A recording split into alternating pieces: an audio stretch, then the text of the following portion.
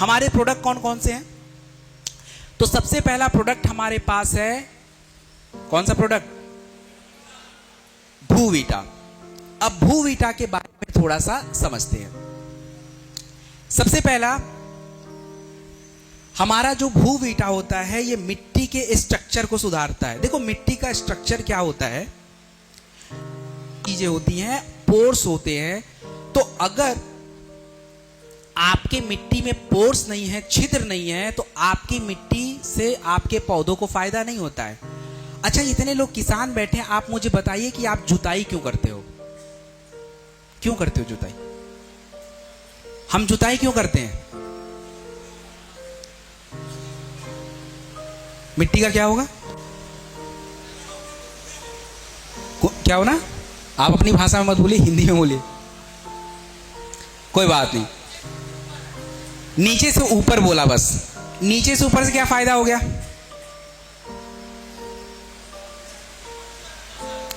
बिल्कुल करेक्ट बात है, मिट्टी को ढीला करना। ढीला क्यों करना भाई?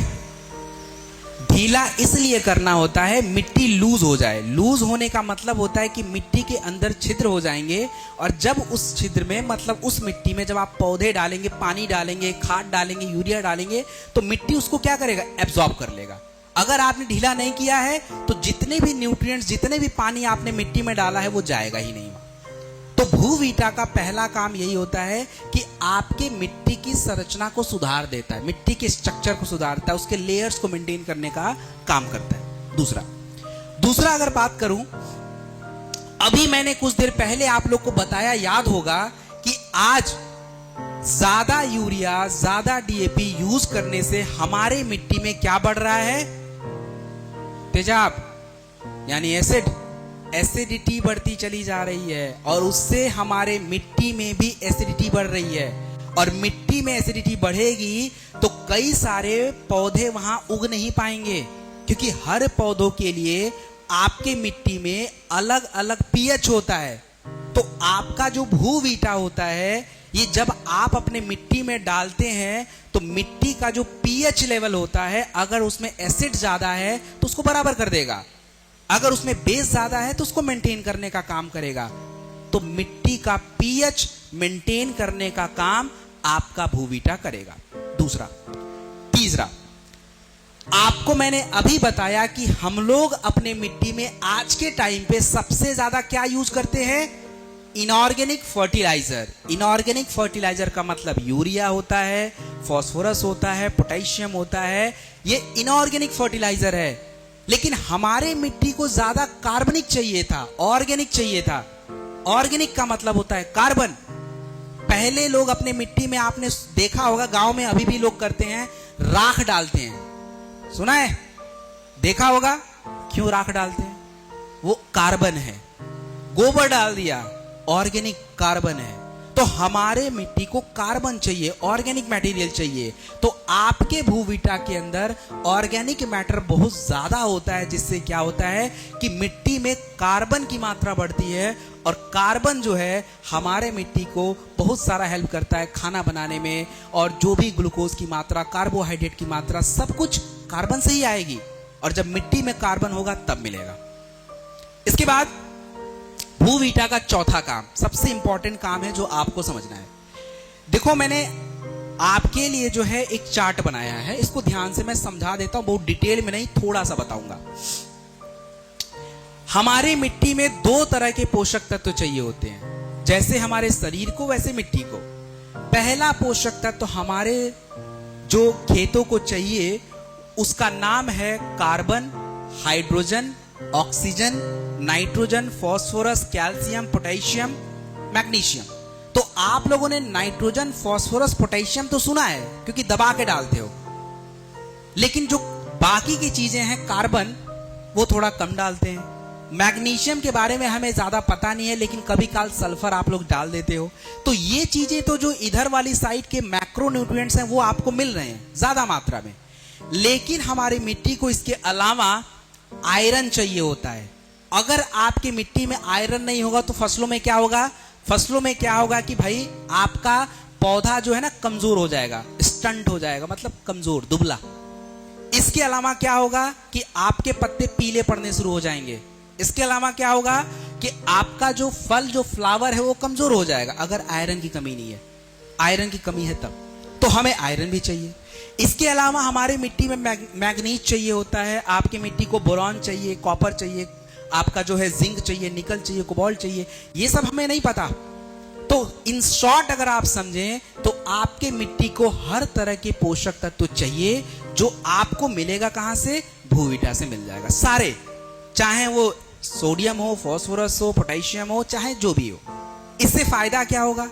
अगर आपके खेतों में नाइट्रोजन होगा तो पौधों का विकास ज्यादा होगा, आपका पौधा खाना ज्यादा बनाएगा तो ग्रोथ उसका ज्यादा होगा, एमिनो एसिड मिलेगा, प्रोटीन मिलेगा।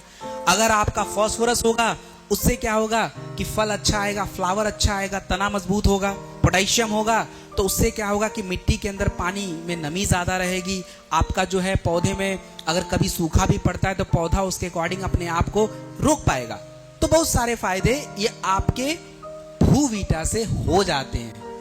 तो ये 4 जो सबसे इंपॉर्टेंट बेनिफिट बताए मैंने भूविटा के बताए। अब रही बात कि भूविटा का प्रयोग कब कैसे करना है। देखिए, भूविटा का प्रयोग 1 एकड़ में 4 किलोग्राम प्रयोग होता है। 1 एकड़ में 4 किलोग्राम प्रयोग होता है। 4 किलोग्राम कब डालें? देखिए, आप जब खेतों की जुताई करते हैं ना, यानी अपनी मिट्टी को तैयार करते हैं, तो मिट्टी को जब तैयार करते हैं उस टाइम आपके मिट्टी में भूविटा का जरूरत है। उससे फायदा क्या होगा? मैंने समझाया कि मिट्टी का संरचना बदलेगा, आपके मिट्टी में क्या होगा कि पोषक तत्व बढ़ जाएंगे, आपकी मिट्टी का पीएच बदल जाएगा, आपके मिट्टी में बैक्टीरिया भी बढ़ जाएंगे। तो ये सारा फायदा भूविटा का होगा। तो भूविटा हमेशा याद रखना है कि आपको अपनी मिट्टी को तैयार करने के दौरान डालना है, और किसी भी तरह की फसल में डालिए भाई। हमने जो प्रोडक्ट बनाए हैं ये मिट्टी को ध्यान में रख के बनाया है, फसल को ध्यान में रख के नहीं, क्योंकि हमें मिट्टी की फर्टिलिटी बढ़ानी है, मिट्टी की उर्वरा शक्ति बढ़ानी है, फसल की नहीं। फसल तो अपने आप आ जाएगा अगर मिट्टी अच्छी है तो ये काम आपको करना है। भूविटा का 4 किलोग्राम प्रति एकड़ लैंड में आपको डालना है। और एक चीज और बता दूं, हम लोग दबा के यूरिया तो डाल देते हैं, लेकिन उस यूरिया का मिट्टी में यूज हुआ नहीं हुआ पता नहीं चलता। तो ये जो आपका भूविटा अगर आप पहले डाले रहोगे तो होगा क्या कि मिट्टी, जो आप यूरिया डाल रहे हो, जो आप फर्टिलाइजर डाल रहे हो, उसके अंदर जो तत्व हैं वो मिट्टी में अच्छे से यूज होने शुरू हो जाएंगे। अगर आपने भूविटा डाला है उसका लॉस कम होगा। तो ये हमारा भूविटा का फायदा। अब हम बात करेंगे इको हरियाली के बारे में। देखिए, शुरुआत में मैंने आपको एक बात बताई थी। वो बात ये बताई थी कि हमारे मिट्टी में ऑर्गेनिक कंटेंट कम होते जा रहे हैं। ऑर्गेनिक कंटेंट का मतलब कार्बन की कमी होती जा रही है, और कार्बन की कमी के वजह से क्या है कि मिट्टी में थोड़ी नुकसान हो रहे हैं। अब इस कार्बन की कमी को पूरा करने के लिए हमें ऑर्गेनिक बायो फर्टिलाइजर का यूज करना पड़ेगा। तो अपना जो इको हरियाली होता है इसमें ऑर्गेनिक कंटेंट ही है, जैसे humic acid organic bio fertiliser होता है, आपका फुल्विक एसिड होता है, वो भी ऑर्गेनिक कंटेंट है। तो ये जो सारे ऑर्गेनिक कंटेंट आपके खेतों में जाएंगे तो उससे फायदा क्या होगा, चलिए देखते हैं। सबसे पहला फायदा ये होता है कि जब आप अपने मिट्टी में इको हरियाली जैसे प्रोडक्ट डालते हैं तो उससे फायदा ये होता है कि आपके मिट्टी में ड्रेनेज बढ़ जाता है। ड्रेनेज का मतलब समझते हो क्या होता है? ड्रेनेज का मतलब होता है मिट्टी के अंदर पानी जाने की क्षमता, ड्रेनेज बोलते हैं। उससे क्या फायदा होगा? जितना नीचे तक पानी आपका सोखेगा मिट्टी में, उतना ही आपकी जड़ें मजबूत हो जाएंगी, और जड़ें मजबूत होंगी तो क्या होगा भाई? क्या होगा? पौधा भी मजबूत होगा, क्योंकि सारा काम जड़ों से होना है। पहला फायदा। दूसरा फायदा, अभी मैंने बताया कि जब इको हरियाली का यूज करेंगे तो मिट्टी में पानी अंदर तक जाएगा। तो मतलब क्या हो गया? मतलब ये हो गया कि उस मिट्टी में नमी की क्षमता ज्यादा हो जाएगी, यानी नमी जो है ज्यादा समय तक रहेगा। वाटर होल्डिंग कैपेसिटी आपके मिट्टी की बढ़ जाएगी, अगर आप ये इको हरियाली डालोगे तब। तीसरा फायदा अगर बात की जाए, देखिए होता क्या है, अगर आपके मिट्टी में ऑर्गेनिक केमिकल्स नहीं है, ऑर्गेनिक फर्टिलाइजर नहीं है, तो आप जो अपने मिट्टी में नाइट्रोजन डाला है, जो फास्फोरस डाला है, जो पोटेशियम डाला है, ये करते क्या है कि मिट्टी में जाने के बाद अगर मिट्टी यूज नहीं करता है तो पानी के साथ लीच हो जाते हैं, बह जाते हैं। आपको लगेगा कि हमने तो इतने लाख रुपए का चीज डाल दिया, लेकिन आपकी मिट्टी में उसको एब्जॉर्ब करने की क्षमता ही नहीं है, इसलिए वो पानी के साथ बह गया। मिट्टी में जो भी नाइट्रोजन, फास्फोरस, पोटेशियम एब्जॉर्ब होता है, उसके लिए ऑर्गेनिक केमिकल्स का होना जरूरी होता है। वो क्या करते हैं, यारी दोस्ती कर लेते हैं, ऐसे समझ लीजिए, और उसके साथ उसको बांध के वहां रखते हैं कि भाई तू रुक, और उसके बाद उसको पौधों को देते हैं, और तब जाके आपका ग्रोथ दिखता है। मतलब ये क्या करते हैं कि आपके लीचिंग को प्रिवेंट करता है। उसके बाद अभी मैंने आपको बताया ना कि मिट्टी में पोर्स को क्रिएट करना, पोर्स मतलब छिद्र बनाना, उसको बोलते हैं एरिएट करना। तो आपका इको हरियाली जो है आपके मिट्टी के पोर्स को भी ढीला करता है, तभी तो नमी मेंटेन रहेगी, तभी तो पानी डालोगे तभी नमी मेंटेन रहेगी, तो ये काम कर सकता है। और इसके बाद सबसे इंपॉर्टेंट काम ये करता है कि अगर मिट्टी में organic chemicals, organic bio fertiliser डालते हैं, तो आपके मिट्टी में मिक्स होने वाले हानिकारक केमिकल्स जो आप बाहर से भी डाल सकते हो या कहीं से भी आ सकते हैं, कहीं गंदा पानी आपके खेत में चला गया तो हानिकारक केमिकल वहां पहुंच जाएगा, या हम बाकी पेस्टिसाइड के थ्रू डाल देते हैं। तो मैंने बताया ना कि 1% पेस्टिसाइड ही पौधे पे यूज होता है, बाकी तो सब इधर उधर जा रहा है। तो वो सारी चीजें मिट्टी में है, तो अगर हम इको हरियाली जैसे प्रोडक्ट जब डालते हैं तो मिट्टी के अंदर जो केमिकल्स, जो तत्व हैं जो हमारे पौधों को नहीं चाहिए, उसको बाहर निकालने में, उसको हटाने में इको हरियाली जैसे प्रोडक्ट आपका यूज हेल्प करता है। और दूसरा एक और फायदा है कि इको हरियाली जड़ों को बहुत अंदर तक ग्रो करने में भी हेल्प करता है। तो ये जो सारा फायदा आप देख रहे हैं, ये सारे के सारे इको हरियाली के हैं। और इसके बिना आप ये सोच लें कि मैं बहुत ज्यादा उत्पाद बना लूंगा, वो नहीं होगा, क्योंकि आपने देख लिया हम यूरिया पहले से भी डाल रहे हैं, डीएपी पहले से भी डाल रहे हैं, लेकिन हमारा उत्पाद उतना नहीं बढ़ रहा है। आज के टाइम पे bio fertiliser is the option. उसमें मैंने आपको दूसरा इको हरियाली बता दिया। इको हरियाली का यूज कब करना है? देखिए, इको हरियाली का यूज लगातार मत किया कीजिए। 1 महीने में एक बार या 2 महीने में एक बार इको हरियाली कर दिया बहुत है, क्योंकि इको हरियाली पौधा यूज नहीं करता, ये मिट्टी के अंदर यूज होता है, तो मिट्टी के अंदर रहेगा थोड़ा। इको हरियाली को यूज करने का तरीका, अगर आपको मिट्टी में एप्लीकेशन करना है, मिट्टी में डालना है, तो मिट्टी में कितना डालें? 1 एकड़ जमीन में 500 ग्राम इको हरियाली डालिए। और अगर किसी को इको हरियाली आपने दिया है तो उसको ऊपर से फुलविक एसिड नहीं डालना है, ह्यूमिक एसिड डालने की जरूरत नहीं, क्योंकि सारा कंटेंट आपके इको हरियाली में ऑलरेडी अवेलेबल है। तो इको हरियाली 500 ग्राम प्रति एकड़ जमीन में पड़ेगा। और यदि आप स्प्रे एप्लीकेशन में यूज करना चाहते हैं, स्प्रे छिड़काव करना चाहते हैं, तो 2.5 ग्राम 2.5 ग्राम प्रति लीटर वाटर में आप इसको लीजिए, स्प्रे करिए। और स्प्रे जो है थोड़ा जड़ों के आसपास किया कीजिए, वहां जरूरत है मिट्टी में, इसका ध्यान रखिए। तो ये आपका हो गया इको हरियाली। नेक्स्ट जो प्रोडक्ट है, इस प्रोडक्ट का नाम है पीजीपीआर। देखो पीजीपीआर होता क्या है? पीजीपीआर का मतलब होता है प्लांट ग्रोथ प्रमोटिंग राइजोस्फीयर। मैं फिर से बता रहा हूं, पीजीपीआर का मतलब क्या होता है। पीजीपीआर का मतलब होता है प्लांट ग्रोथ राइजोस्फीयर। अब ये राइजोस्फीयर क्या चीज है भाई? देखो, राइजोस्फीयर की अगर बात, क्रिया के नाम आपको मैं बता रहा हूं। जैसे आपने सुना होगा सूडोमोनास, ये एक प्रकार का माइक्रोबैक्टीरिया होता है। आपने सुना होगा एजोस्पिरिलियम, एजोटोबैक्टर, एंड्रोबैक्टर, बहुत सारे एंथ्रोबैक्टर होते हैं, राइजोबैक्टर्स होते हैं। ये सारे ऐसे माइक्रोबैक्टीरिया होते हैं जो आपके मिट्टी में जड़ों के आसपास अपना घर बना के रहते हैं। इसकी हमें जरूरत है। जरूरत क्यों है समझाता हूं, क्यों इनकी जरूरत है। सबसे पहला जरूरत यह है कि आप के मिट्टी में जो तनाव बढ़ गया है, आपको लगेगा सर मिट्टी में तनाव बढ़ गया, ये कैसे हो गया?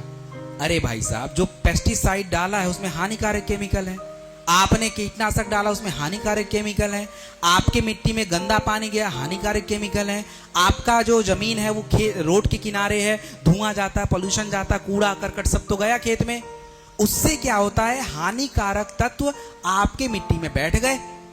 अब ये मिट्टी को जरूरत नहीं था लेकिन बैठ गए, तो इसको हम बोलते हैं तनाव। इसको निकालने का काम कौन करेगा?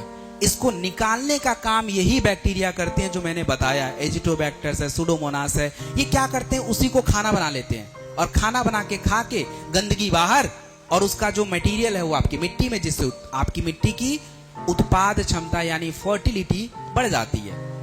इसके बाद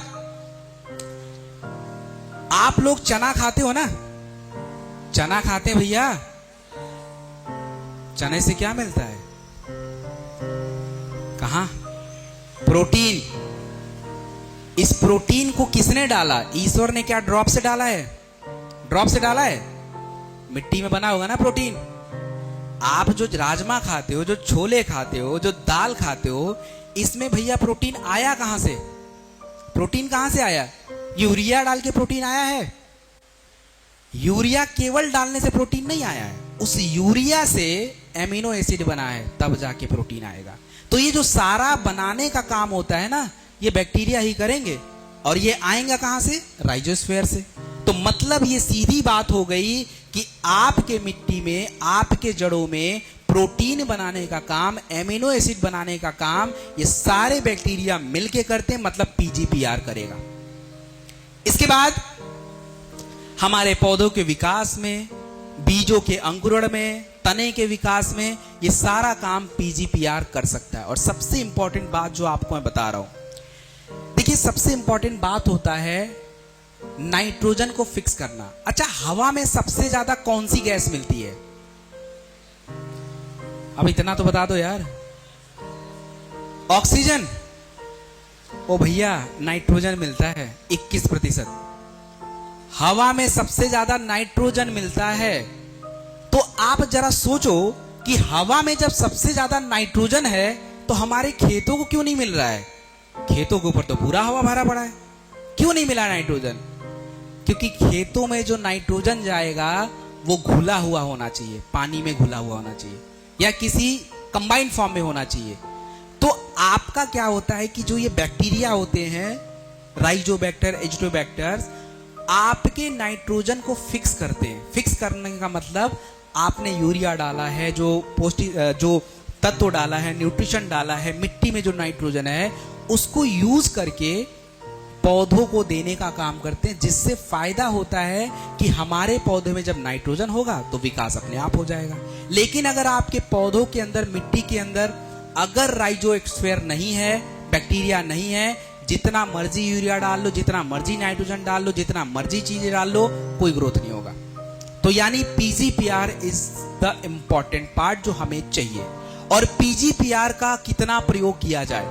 देखिए, पीजीपीआर आप किसी भी तरह की फसल में यूज कर सकते हैं, कभी भी यूज कर लीजिए। और पीजीपीआर की मात्रा कितनी होगी? देखिए, जो पीजीपीआर की मात्रा होती है वो 250 ml 200 लीटर पानी में घोला जाएगा, और ये 200 लीटर पानी जो है आपको अपने खेतों में डालना पड़ेगा, क्यारी बना के, जैसे भी आप पहुंचाओ। क्योंकि पीजीपीआर का सारा काम कहां होगा? पौधों के ऊपर या जड़ों में?